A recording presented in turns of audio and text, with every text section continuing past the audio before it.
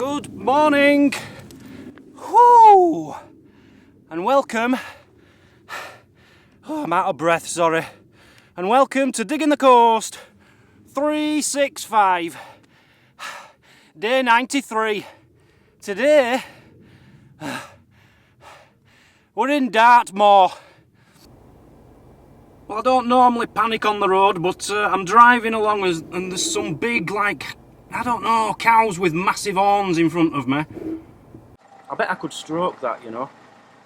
Hello? Come here then. Come on. You are beautiful. Absolutely beautiful. Come here. Yeah. You don't expect to see that every day of the week. I just hope this one's gonna move in a minute. Hello.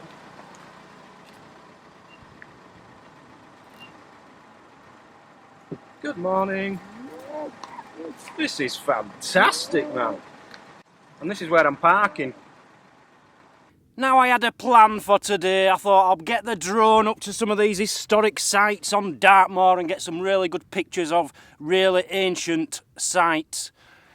And it's so foggy, it's untrue. So whether the drone will be any good, I don't know. But I thought, hey, give it a go anyway, it might be fun. But it is very, very, very foggy. So, I'm taking you to a few places today, no digging. The problem I've got at the moment now is I've done pretty much up to Plymouth, and from Plymouth onwards we're going to Cornwall. Cornwall, my permit doesn't cover Cornwall, so it's going to be very, very hard for me to find beaches that I can metal detect on for possibly the next month.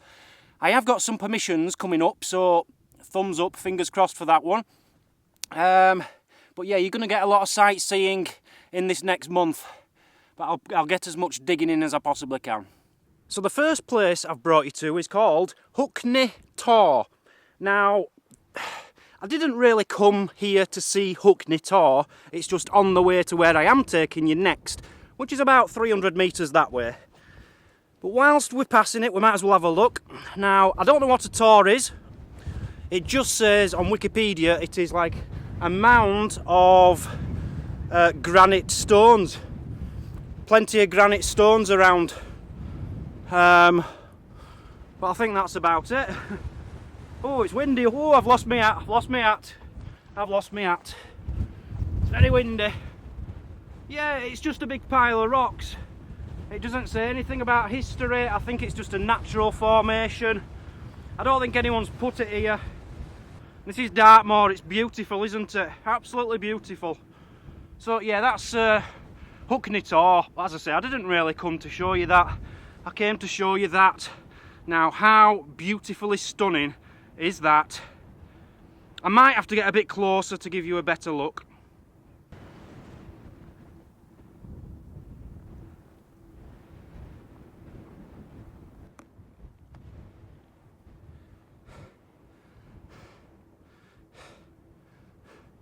Mother! Mother! I'm lost. I don't know where I'm going. My GPS isn't working, so I'm in the middle of nowhere. I'm stuck in the middle of... I don't even know what this is. Moor. I'm stuck in the middle of Moor, and I can't see. Mother! Anybody? Hello?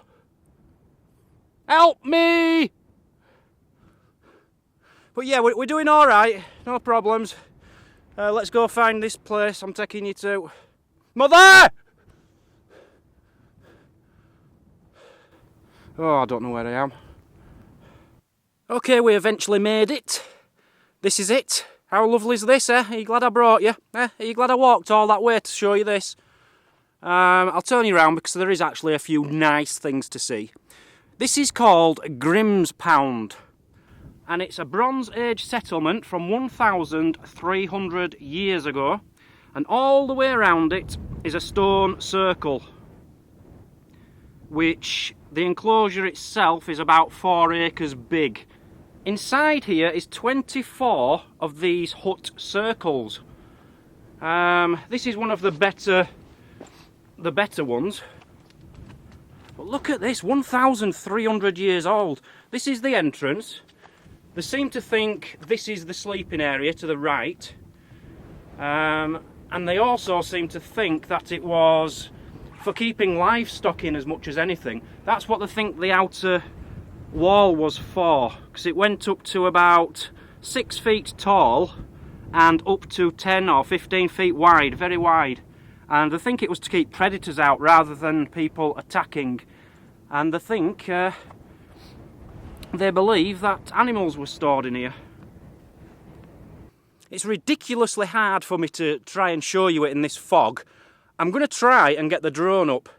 Now, I don't think the picture's going to be very good because of all the moisture in the air. I think it's just going to go on the camera and it's just going to mist over. But we'll give it a go. You never know, do you? Give it some low flying and you might get through the fog and get a good idea of what the place looks like.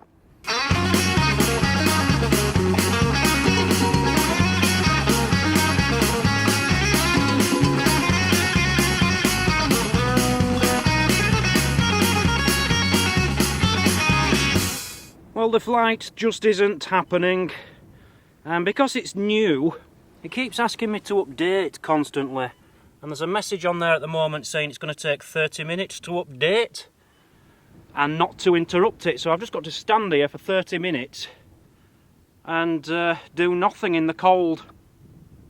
I'll just show you a few more of the circles. I just wonder what went on in these. Apparently there's not much there's not much that can go on because the ground is so acidic. It's just eaten away anything which was made out of wood or anything which might give any clues as to what they actually did here. I would say this one's probably in the best tact. You can imagine them walking through here, can't you? More than 3,000 years ago. Through this doorway. Just think of the people who've walked in here. Couldn't have much of a party though, it has to be said. It's only about 9-10 feet wide. You can't really invite your friends around, you know. It's alright in summer. You could have like a little picnic outside, but you'd have to be quiet because you're right next to your neighbours. And there's neighbours over there, neighbours over there. In fact, you've just got to be quiet all the time. If you snore in this house, the people there aren't going to be happy, are they? They're going to want to move. And where they're going to move to, you know, they can choose another circle, but that's about it. And they have to have that for sale. If the other person isn't selling, it might be full. They might all be full. So, you know, you might be here forever, really. And some of them are just plain shoddy, to be honest with you. I'm guessing it's like, you know, you'll have like a rough estate at one side of the circle, where rough-uns live, and posh people at the other end, which is this end clearly. This is where all the posh people live and all your commoners who... And they've probably got really loud music on. Well, they didn't have like radios and stuff, but they probably banged drums and played with sticks and spoons and stuff. And I bet they made a right racket. But yeah, if I lived in this compound, I'd probably live... I'd live down there near my drone because that one was a little bit bigger. Quite like it down there. No shops though, not a single shop. Whilst I'm waiting for that to update, I'll just tell you where I want to take you next. There's a pub which I've been told to go to by Danny. He told me a story about a fireplace, a fire. Now I won't give it away until I get there, but there's a pretty, I wasn't going to swear honest, there's a pretty impressive story behind the fire in the pub, which is not far away, so I'm going to go there next. I'll now bring you up to date with the charity and how it's going. People who've donated in the last, 3-4 days, I've got some here. Darren Lamble, £30, thank you Darren. Thomas McDougall, $50, well done. Anonymous, $5. Brian Nelson, $50. Berend Bass. Whoa! God, I nearly lost you then. You know, that's like God telling me I'm doing something bad. I shouldn't have the camera where I've got the camera. I've got it on this Bronze Age thing, and I shouldn't really, but I'm not damaging it.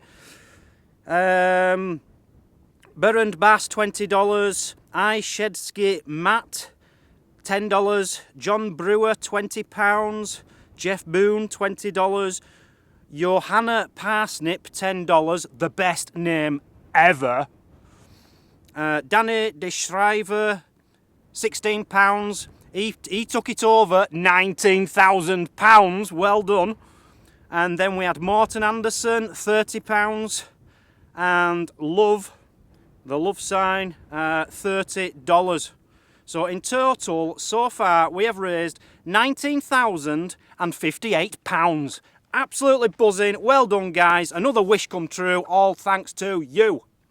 If you'd like to donate, and even if you don't want to, you are going to, click on the link in the description, go to diggingthecoast.com, and it shows you a donate button on there. Press that, donate all your money, not just a bit, all your money, and let's get up to £20,000.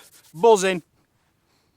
For those people who don't know what Dartmoor is, where Dartmoor is, it's basically a moor full of heather, such as this. Very bleak places. There is cattle roaming free, as you saw earlier, with the beautiful, I don't even know what they were like Highland cattle. And the sheep graze up here, I'm sure.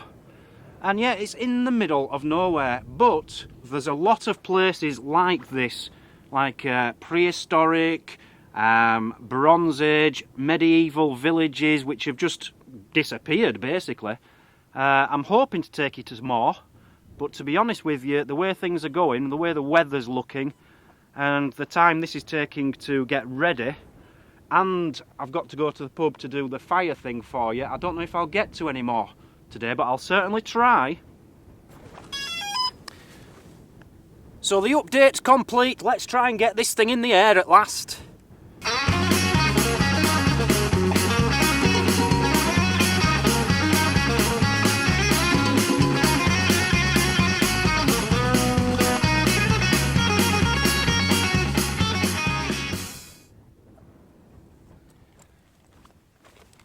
Okay, no drone footage today.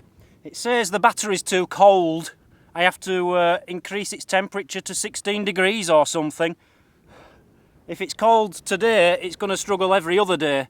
Having said that, it's just been sat in a field for half an hour. Usually it would be in its case, so it should be okay for other times, but for today, it's not happening. Let's go to the pub. There's the battery, look. Oh, you're too cold. Oh, you poor baby. Do you need to be 15 degrees Celsius? Wimp. That's ridiculous, 15 degrees Celsius. Yeah, when am I going to wait till July? 15 degrees Celsius? We're in England, for God's sake. Right, let me now take you to the pub to tell you a really interesting story about a fireplace.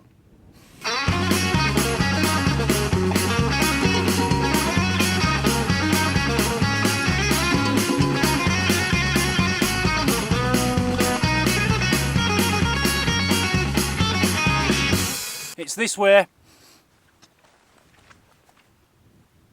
So here we are at the Warren House Inn. You have to see this place, you have to see it. It's so oldie worldy and beautiful inside. But there's a reason I've brought you here. We need to see the fire. So I've brought you to the Warren House Inn. And it's special. It was built in 1845. It used to be across the road before 1845, and down there were tin miners. They all lived down there. And they rebuilt the pub here in 1845, I think he said it was. And this is the fire I'm talking about now. What's so special about the fire? That fire has burnt since this place was built, since 1845. How many years is that? 171 years that has been lit. How amazing is that? I'm going to enjoy a pint now, if you don't mind. Now this is good. There's actually a book about the place. They've got a book and I'm just starting reading it. And there's a picture from 1910. That's the old tin miners' houses.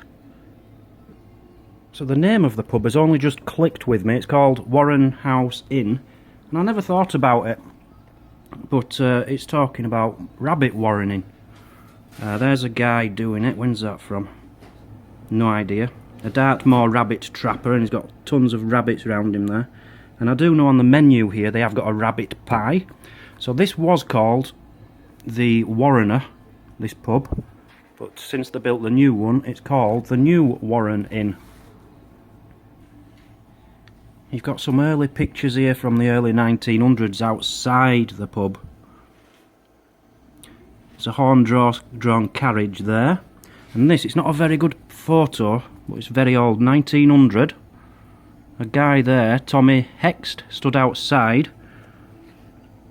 Big beard and pipe there in his tankard. And if you can read the sign up there, it says spirits, beer, cider and tobacco. And they've spelt spirits wrong, they've missed the I out there. A tragic story here. This is William Stevens. He was the landlord in the 1920s. And he shot himself. He actually shot himself here. In, I think it said 1925 somewhere. And then in 1930, his two sons died as well. That's one of them. He was the first AA patrolman in the area. He died in a sidecar accident on a motorcycle. And then his brother died. How tragic.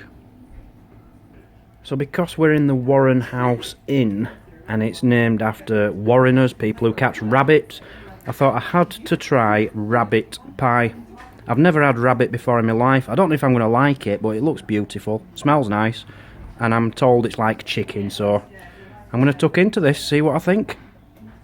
That is so much like chicken, it's untrue. It's beautiful.